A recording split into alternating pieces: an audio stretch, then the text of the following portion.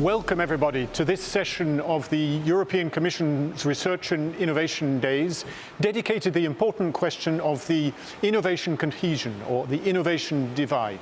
My name is Patrick Child. I'm Deputy Director General in DG Research and Innovation, and I'm happy to be your moderator for today's session. So in this session, we're going to address some really important questions about the relative innovation performance in member states across the European Union and the associated countries. And just to set the scene for our discussion, I want to share with you some figures that we published earlier this week on the regional innovation performance across the European Union.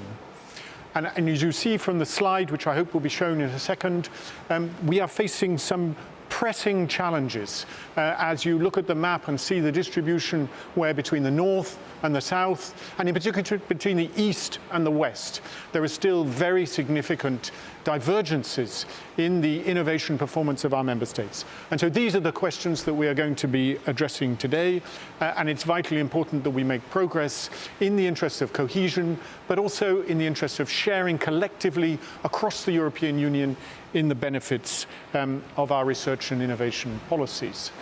And so I'm really delighted to have with us in this panel to discuss these questions, firstly our Commissioner, Maria Gabriel, responsible for research, innovation, education, culture and youth. I also have in the studio with me my colleague Marc Lemaitre, who is the Director General of our DG for Regional and Urban Affairs in the European Commission. And we also are really delighted to have joining us remotely Professor Andrés Rodríguez Posé, who is Professor of Economic Geography at the London School of Economics. So in a minute I will kick off our discussions, but before that I just want to say that at the end of the initial contributions from our panelists, we will have a question and answer session. And so I would urge you all to start thinking about the questions that you would like to put to us for the end of the session, and start introducing those into the Slido system. So that's, I think, enough from me, and I'd like now to kick off our discussion immediately with I hope, a challenging question for our Commissioner. And that is, why do you think it is that our efforts over the past years to address this challenge of innovation cohesion have not been more successful? Why do we still see this divergence in our landscape, in the innovation divide? Well, thank you very much, Patrick, for this challenging question to kickstart the discussion. Thank you very much to all our audience for being with us. Well, I would like to start by saying simply that in Europe, we cannot afford to have a situation where you have chances of success, and that depends on where you are born or where is the place when you are. I think that it's a common challenge. It's about our common European leadership to unlock the potential everywhere, in every single region, for every single citizen, if you would like really to affirm our leadership, because one of our main values is solidarity, and we need to work together. But it's true that over the past years, we already have some good improvements, and that's why I'm really very glad that this week we already announced what are the results, the last achievements in our innovation scoreboard, because I think that here what we can see is that as European Union we managed to increase our research and innovation capacities, and we already have seen that the performance of all our countries has increased. All member states and regions are investing more on innovation, and the innovation gap in the European Union is decreasing. So for me here, the main message is that we need to continue in this direction, because the innovation performance has increased by 12.5% for the last 7 years. Now, what is true is that we have research and innovation divide between member states, but we need to take into consideration the differences within our member states. That's why it's so important to continue to pay attention to what happens in our regions. And I must say that we need to encourage countries that years before didn't invest so much in research and innovation to continue to increase their capacities and their investment. And we have some very encouraging signs. One number, remember when Horizon 2020 started, that was 4%, the participation of EU 13. Now we have 7%, and for the countries, the 15 countries allowed to be coordinators, we have 12%. So we need really to continue in this. That's why for me, if I have to underline 3 key elements in order to do things differently, that will be on one side to continue to mobilize more and more investments in research and innovation, to have more resources. Second, to build stronger synergies across funding programs, especially with cohesion policy programs. And thirdly, to continue to assist in a very concrete way our member states to prioritize R&I investments and adopt the necessary reforms to achieve a higher impact for these investments. So on the first point, how to have more resources and to continue to invest in a strategic way, I think that we have 2 good news. On one side, we have now our Horizon Europe program with the widening part where we managed to triple the budget. The second is the Resilience and Recovery Facility plans. Together with my team, we are following this very closely, and I must share with you that we have some encouraging news. 35 billion euro will be invested in research and innovation. So here the challenge is how to identify the critical mass of reforms and investments, how to raise them, to scale them at European level, and how together we can advance in order to tackle this research and innovation divide. The second thing, when we talk about synergies, I would like definitely here to underline the importance of this time to transform this world into something operational, into something tangible. And here I must say big thank you to Commissioner Ferreira and her team, the DG Regio. We worked together the last 1 year in order this time, when we talk about seal of excellence, when we talk about combined funding, to see that operational on the ground. And here my plea is, let's use these new possibilities offered by Horizon Europe program in order to work for an innovation cohesion, because there is a lot of money that is invested in our regions thanks to the cohesion funds, the structural funds, and together with Horizon Europe program, we can definitely here double our efforts, and we can bring more stakeholders on board in order to innovate and to see how their ideas can be translated into concrete projects on the ground. Of course, finally, what I'd like to say is that we'll continue to support our member states. We need our member states in their efforts, because it's up to our member states to do the necessary reforms. For us, as European Commission, we'll continue with the policy support facility. I know that this technical assistance is very important for them, but I would like to raise how important it is to use the new opportunities. We have the European Research Area hubs. We have here some new actions like the hop-on mechanism. So my message is that let's build on what we already have achieved, but let's innovate and let's use the new fundings and the new instruments that we have at our disposal, because we worked together with all of you the last 1 year to have them, in order this time to better succeed and to accelerate this process where, by tackling the research and innovation divide, by working for innovation cohesion, we are just simply affirming our common European leadership. Thank you very much, Commissioner, and thank you for your optimistic message that we are indeed making progress and that we need to do more. But I'd like to come back to your second point in particular, and perhaps throw a question over to Marc Lemaitre, who in his role as Director General of our Regional and Urban Affairs DG, perhaps can say a little bit more about what cohesion policy and the regional funds can do to support the catching up process of countries in relation to research and innovation in particular. Marc, please. Well, thank you very much, Patrick, and hello to Commissioner Gabriel. I'm very pleased to join you today on behalf of Commissioner Ferreira. The starting point, I think, has to be the acknowledgement that the innovation divide is still very present in Europe and still wide. And the European and Regional Innovation Scoreboard, which just came out, does show that amply. When you look at the best performing regions and compare them to the weakest regions in terms of innovation, you have a ratio of 9:1. When you look at the sheer size of research and development expenditure today, less developed regions in Europe, representing a quarter of the EU's population, only make up 5% of R&D expenditure in Europe. So the question is, does this matter? And should we really worry about it and do something about it? Well, I do think it matters hugely, both for our cohesion objectives in Europe in general and for our innovation objectives in Europe. From the cohesion point of view, it is obvious, again, looking quickly at the European Innovation Scoreboard, that you have an incredible correlation between economic performance and your strength in innovation. You cannot catch up in Europe if you do not focus at some point on innovation. You will be facing hurdles to your catching up process if you only base it on foreign direct investment and relatively low wages.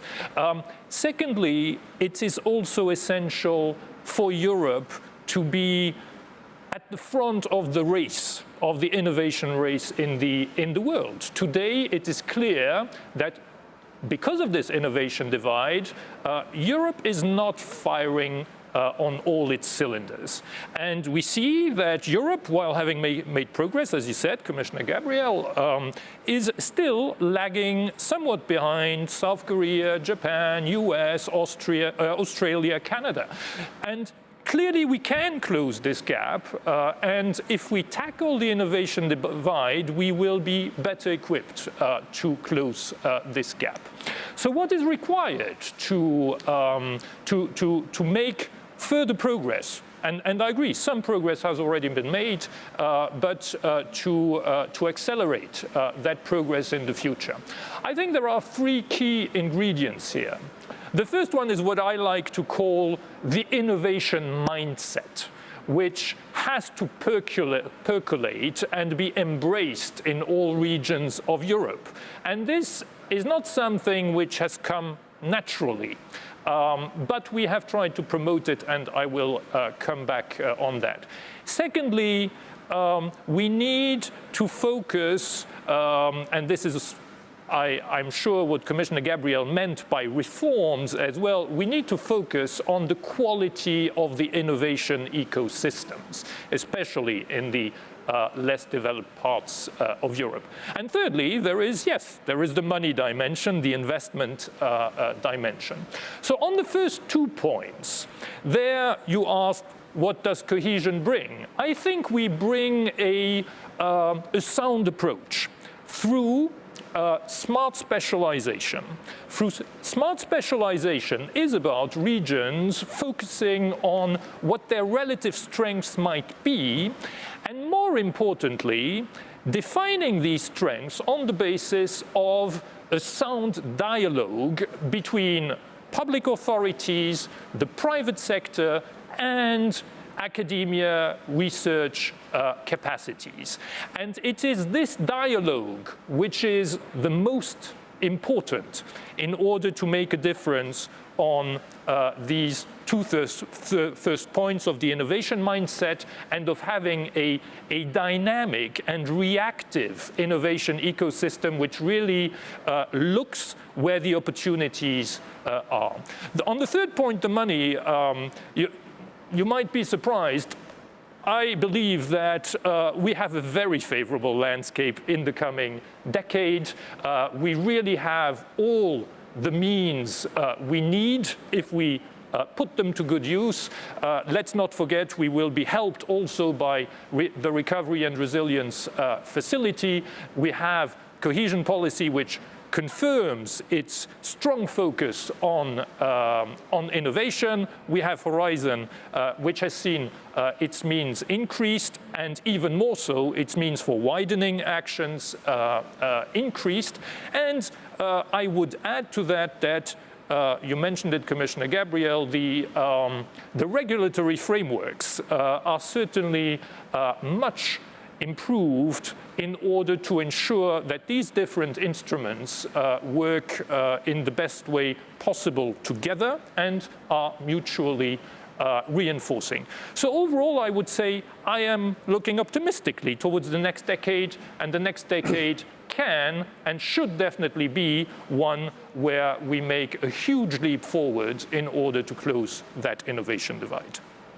Mark, thank you very much indeed, and I think you've given us a really good analysis of the challenge that we face and some optimistic ideas about how we can build these synergies, and I look forward to coming back in a more practical way perhaps later in the discussion. But before the Commissioner, I know unfortunately has to leave us, I'd like just to ask another question before, so we come to Professor Rodriguez-Posse. Commissioner, Mark mentioned the new opportunities in Horizon Europe, our new research and innovation framework program.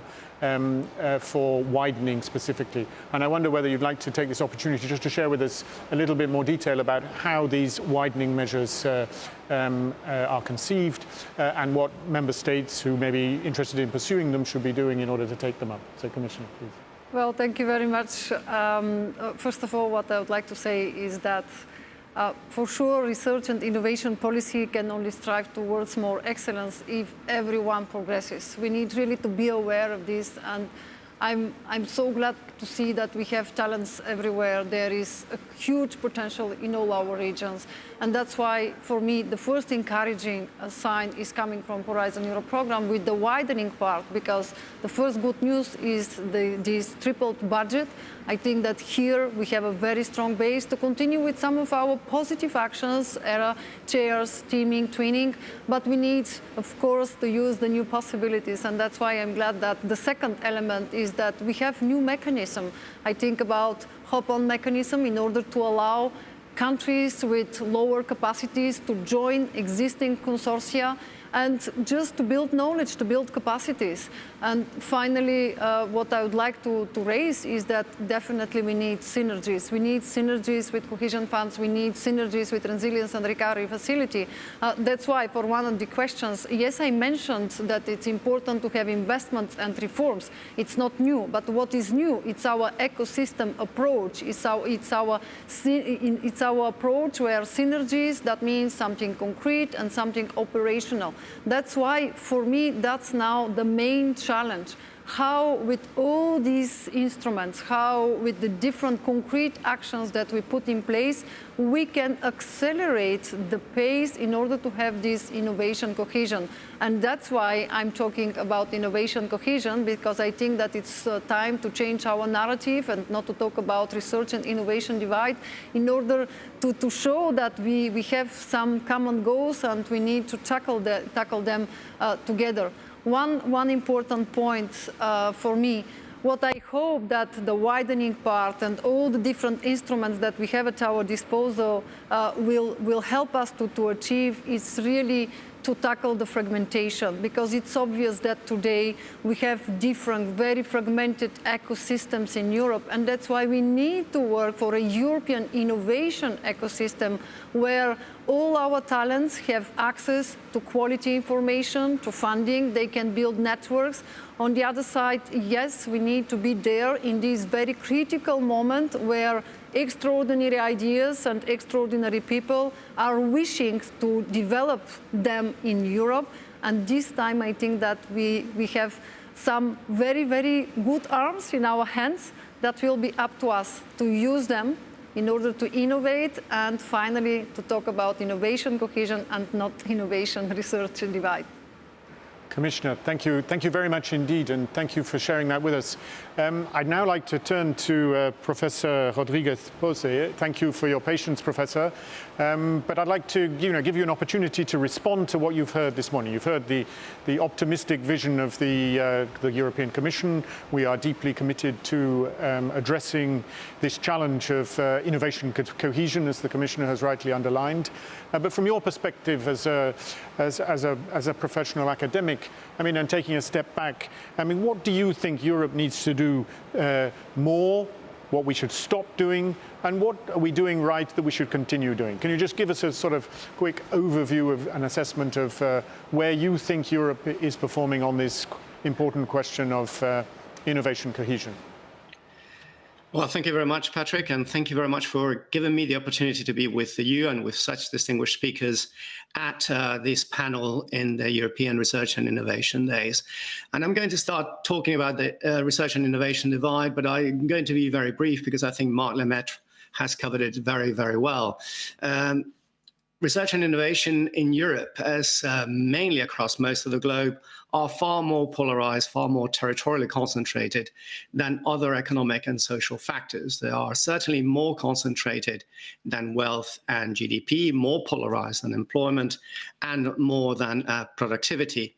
And the question that I'm like to pose is whether this is bad. This is the same that Marc Lemaitre posed a moment ago.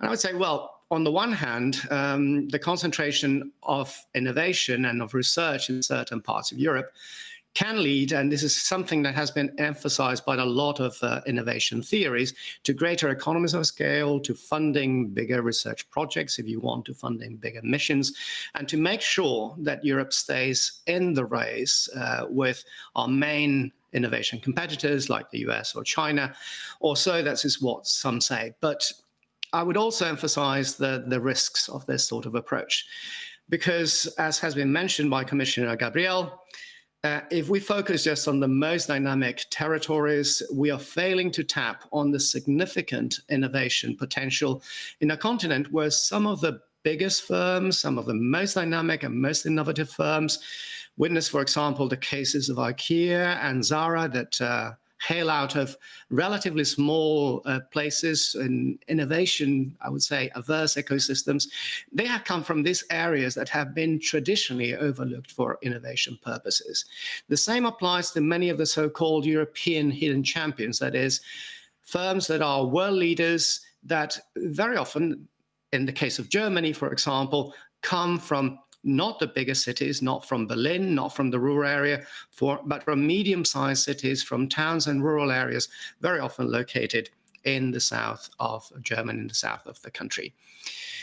And therefore, there's a need to tap on this potential, innovative potential that is latent across the whole of Europe, across the whole regions of Europe, as has been highlighted by Commissioner Gabriel.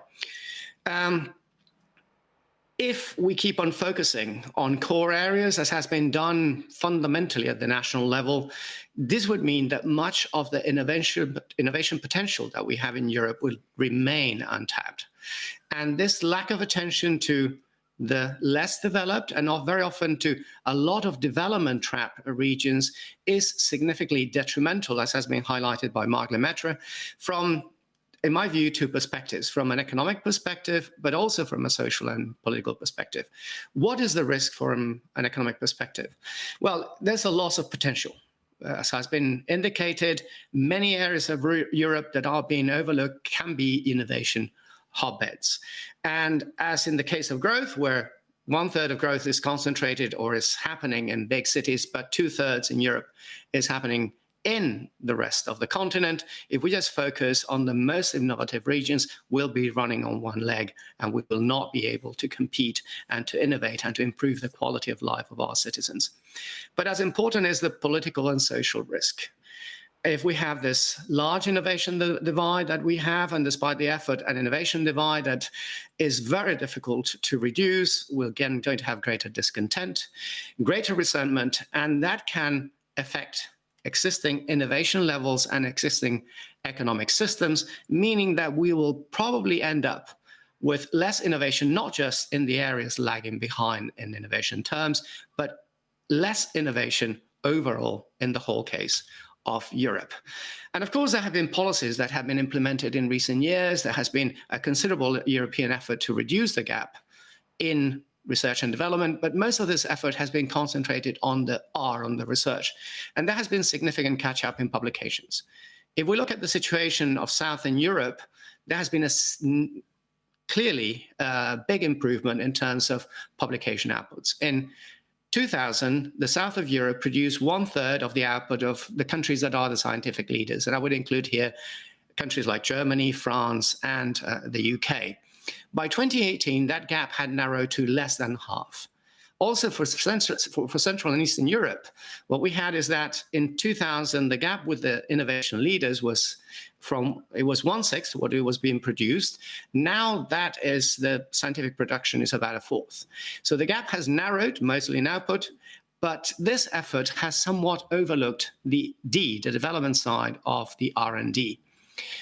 And in Europe, and especially in its least developed, but also many intermediate and long-term declining regions, we have a significant problem in generating innovation, and especially in transforming that innovation that is being generated, that research excellence, into economic activity. This means that we have a serious problem of innovation and assimilation, which includes the capacity to diffuse knowledge, but also for that knowledge to percolate to all corners of Europe. So the question that you were asking, Patrick, at the beginning is, what can we do? And here I'm going to say that without having any previous talk, I very much have recommendations that go along the lines that have been highlighted both by Commissioner Maria Gabriel and by Marc Lemaitre. The first one is that we probably need to complement this pursuit of research excellence, in which Europe has done significant steps in recent years, with a far greater emphasis on innovation, and especially on innovation diffusion and assimilation. If we want to reap the full economic and social benefits of greater investment in research, the investment that we have done in the past and the investment that is coming, what we need to do is to make sure that the mechanisms for the transfer of knowledge, for interaction and networking, are in place. This would imply taking some measures. The first one, and I'm going to put a lot of emphasis on this, is to promote the development of pan-European, and not just pan-European, but also international networks that go beyond what has been done in the past, mostly in the past, that has been focusing on local clusters. As this looking for who can actually improve development and who innovation everywhere has been crucial for the diffusion of knowledge, for its assimilation by European firms, and even more importantly, I would say, for improvements in employment and productivity. But this would imply not just mobility for researchers and networking for researchers, which has been one of the highlights of different European programs such as Horizons, but they are already doing it. We need also mobility and networking and the creation of pipelines involving firm managers and workers in order to be able to circulate that sort of innovation, not just with other firms, but also with two research institutions. We need far greater networking among civil servants, making sure that we can then innovate at the, let's say, public service provision level. And I would say even at the level of decision makers in order to improve the ecosystems that were highlighted before. An issue that I think is absolutely fundamental if we're going to improve these local ecosystems for innovation, but also the European ecosystem that Commissioner Gabriel was talking about, is we need to tackle institutional bottlenecks. Factors like low government effectiveness, poor incentives, high levels of corruption that are present in certain parts of Europe, they are significant barriers for the creation of innovation-prone ecosystems. They are barriers for the generation of and diffusion of knowledge and for the assimilation of spillovers. And we need, and I take advantage that we have representatives from DG Regio and from DG Research to align EU policies on innovation with cohesion policies to a far greater extent than they have been done until now. There have been significant progress, but we need to make sure that the effort to raise the economic dynamism across Europe is also one aimed at promoting innovation, and therefore, by doing that, we can increase social and economic sustainability and the resilience of local actors wherever they are in Europe. This implies putting innovation at certain stage in most regions of Europe, in most European policies, and in most policies that are done at the national level. So in order to conclude, we need more effective R&D policies. We need policies that become better targeted, especially in times of crisis like the current one, the current COVID crisis, and the post-COVID recovery, in which innovation is going to be crucial. But this would imply recognizing that moving forward requires much more than just producing research. It would require designing and pursuing and pushing forward integrated, vertically coordinated and place-sensitive research and innovation policies that mobilize the talent and potential that Europe has across all its territories, and that to a large extent remains today somewhat underused. Professor, thank you very much for that wide-ranging analysis and for your very practical comments on the way ahead. And before we go over to some of the questions from our audience, I'd just like to pick up a couple of things that you said and perhaps give Mark an opportunity to reply.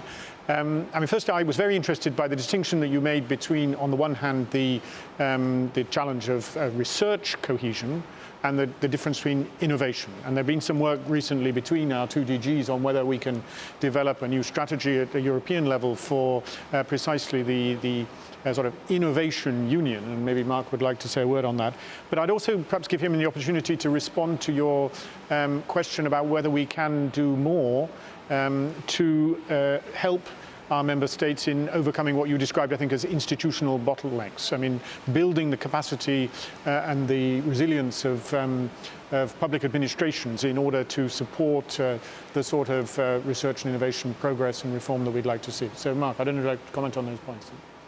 Well, thanks very much for giving me the opportunity to expand perhaps a bit on my first intervention by giving a very concrete example. And by coincidence, it refers to Bulgaria. Bulgaria is second lowest on the innovation scoreboard for 2021. So clearly a relatively weaker performer in terms of innovation. Now, what has happened over the past years? Through cohesion policy, there has been very significant investment in infrastructure and research equipment. We have gone for investments of nearly 300 million euros over 14, to call them simply, research and innovation centers, some more focused on research, some more focused on innovation. With the Bulgarian government we see now is that, and I already suggested it before, yes, these investments are important, but they do not offer the reply. And more important than that, now that we have these assets in place, is indeed to get the institutional setup right. And I mention this example now because we were in very good talks yesterday with the Bulgarian government on that, to look at the key reform factors which now we have to tackle. And it is about making these so-called centers of excellence and centers of competence in Bulgaria really be in osmosis with the priorities of the smart specialization strategy of Bulgaria, which looks at mechatronics, which looks at ICT and a few other sectors, and really engage in very intense discussions with the private sector in order to come up with a research and innovation activities agenda which will be the most pertinent. And here we clearly need to continue to accompany these fledgling centers which now see some first benefits, like attracting great interest from individual researchers, because they see all these nice new tools which they could be making use of. They would be in optimal working conditions. So that is a very good first step. But these centers now really need to develop business plans which tick the boxes which Andres mentioned, i.e., which are fully relevant and have scope for technology transfer, for spin-offs, and very importantly, for finding their place in the international setting, so in international networks, in what we call international value chains.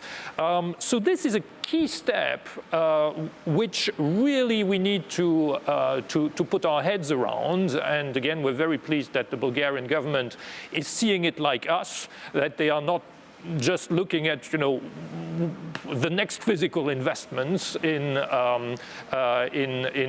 equipment, but they are really also turning now to moving, when it comes to the investments of the future, to funding the research and innovation activities. So this is what we need to do.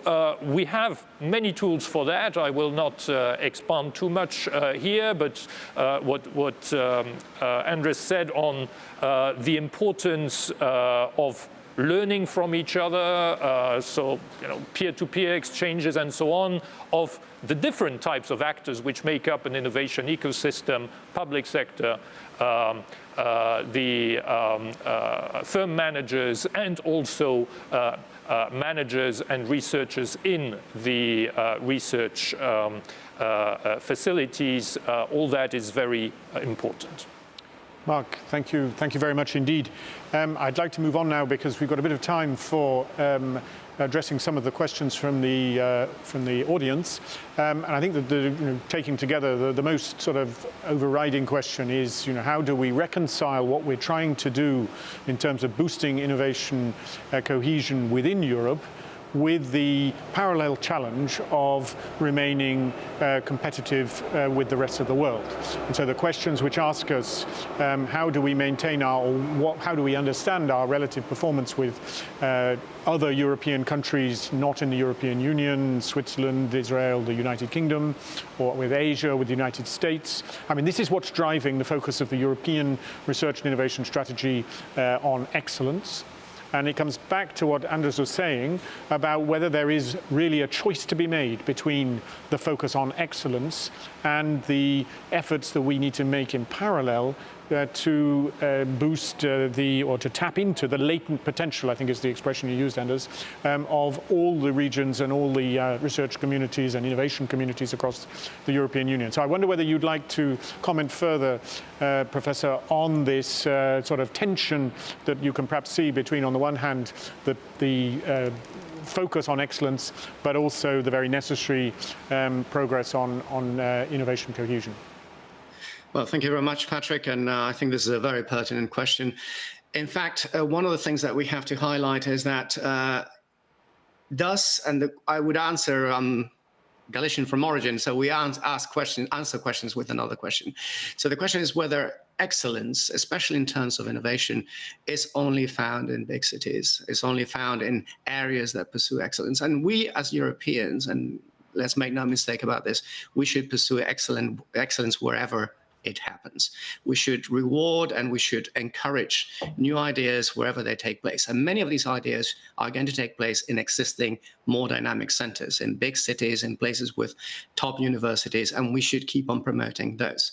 But the question is whether all excellence is going to happen there. And innovation, especially, is a high-risk sort of activity. And if we look at where the most dynamic firms in Europe are emerging, where the most dynamic firms in the world are emerging, sometimes they happen in those areas where you a priori have got the best ecosystems to innovate. But in others, they come out of the blue. If we take a look at the Fortune 500 companies today, we have now 19%, 96 out of 500, that actually come from cities of 500,000 inhabitants or less. I mentioned the cases of IKEA, which was born in Amersfoort, in a city that at the time was, today's about 8,000 inhabitants, at the time was 2,500 inhabitants. Inditex, Zara, another world leader in the apparel sector, born not in Madrid or in Barcelona, but in Arteixo, a suburb of a city, La Coruña, for 250,000 that has been declining for quite some time. So in that respect, what we have is talent that is everywhere, that remains untapped. If we have a prioritized sort of ideas that we should pursue just excellence in a limited number of places, we're going to be overseeing that potential talent, and we're going to be overseeing that significant potential. And the story is a multiple story, because many big cities, Paris has done well in Europe, Madrid has done well, Stockholm has done well, but in other places, innovation, like in Germany I mentioned, is coming very often from relatively small areas, rural cities that are rural areas and towns that are highly connected to the knowledge generation network and the innovation generation network, wherever they are, whether it's in Germany or somewhere else. So here, probably the effort is not to just focus on specific areas, but to focus on where the talent is, and make sure that in order to diffuse the knowledge and to make the most of that capacity, that we put the emphasis on first, as you was mentioned before, tackling the institutional bottlenecks that prevent many areas from becoming innovation prone, and especially creating the networks, the pipelines, the environments that would facilitate this knowledge that is generated, wherever it is generated, to circulate to all parts of the European Union. Thanks very much, Anders, and I absolutely agree with, in particular, the emphasis you put on making sure that our outreach, networking, and promoting the conversation across the European Union is very important.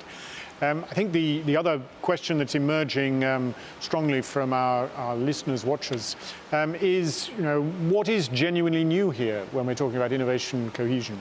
We've been talking a long time about investment and reforms, but what is genuinely new coming out of this? And I'm going to give you a chance, Mark, to give a first reply to that, and I may overstep my role as moderator to complete, I'm sure, what will be a thoughtful answer. But Mark, let's... No, please fill the gaps, the inevitable gaps on this question. Well, I would want to emphasize one point. And I saw in the questions that were put that some are wondering, but why is the difference in innovation performance so big in Europe, and why are so many member states doing less well than, for instance, Switzerland, Norway, Israel, I see? Well, we need to see where we're coming from, honestly, and I do think that we have the evidence that we are onto something, and that something is stirring in Europe, especially in the less developed parts of Europe. I mean, Andres mentioned cautiously that the number of publications has increased very significantly in the south of Europe. Obviously, this is not enough, but we see this on a number of indicators. It is, to a slightly lesser degree, also true for international patents. It is more true for trademarks and for designs. And here we are talking not just about absolute progress, but clearly closing part of the gap with the average in Europe. So my point is, I really believe we are on the right track, and we should be staying the course and not reinvent strategies. And this is why I put so much emphasis on smart specialization. This is a notion which we have introduced 10 years ago. Well, it takes a lot of time for that notion to really take root in all parts of Europe and produce the institutional changes which we have been talking about. There is nothing more difficult than institutional change, than getting out of captive features, of vested interests, and so on. And here I think that we are seeing that we are on the right track, and we should be doubling down on the orientation that has been taken. Mark, thank you very much. And of course, there were no gaps in what you said and very rich responses. I feel we're coming to the end of our time, and so I need to bring things to a close. But I'd like to, first of all, thank our distinguished speakers for their rich contributions to this discussion. Apologize, we haven't managed to get to all of the questions, but I think that we have had a really good opportunity to delve into some of the challenges that we're facing. I think with Horizon Europe, with the new multi-annual financial framework, with the new generation of the cohesion funds, with the research, the recovery and resilience facility, InvestEU, and a rich array of different instruments, we are well placed to make progress. So when we next meet, we'll be able to see even more progress on this vitally important innovation cohesion agenda to the collective benefit of Europe's research and innovation ecosystems. So thank you all very much for joining us today, and I wish you an excellent continuation of the conference.